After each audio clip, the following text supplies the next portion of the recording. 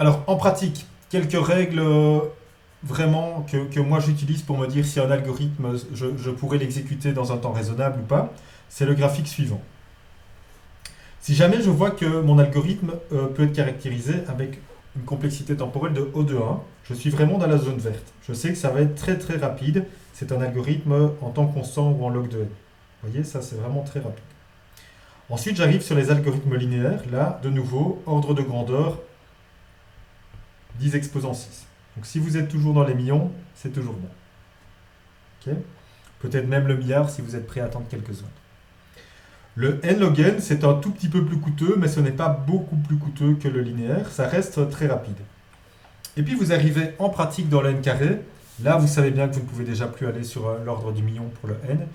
Même pour le n carré, un algorithme peut devenir rapidement trop coûteux si vous avez beaucoup de données à traiter. Donc si le n est grand. Et ici, c'est vraiment pour les algorithmes très difficiles. C'est une classe de fonction qui augmente, vous voyez, mais très rapidement. Et donc même pour des petits n, disons pour n égale 100, ça devient déjà très compliqué lorsque vous avez du 2 exposant 100. C'est déjà gigantesque, on n'arrive plus à calculer ça.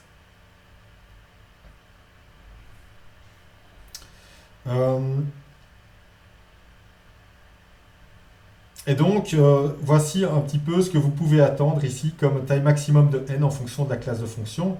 Vous voyez que pour du log de n, tant que vous pouvez stocker en mémoire, c'est bon, ce sera calculable. Pour du O de n, vous pouvez peut-être monter jusqu'à 10 millions. Pour du n log n, 1 million.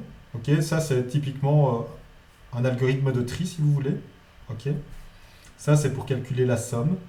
Okay, si vous devez calculer une moyenne, ça vous prend à peu près ça.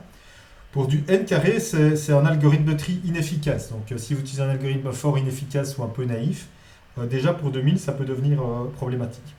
Pour le n cube, vous ne montez pas beaucoup plus que n égale 400. Et pour le 2 exposant n, vous voyez que déjà à 25, c'est très compliqué.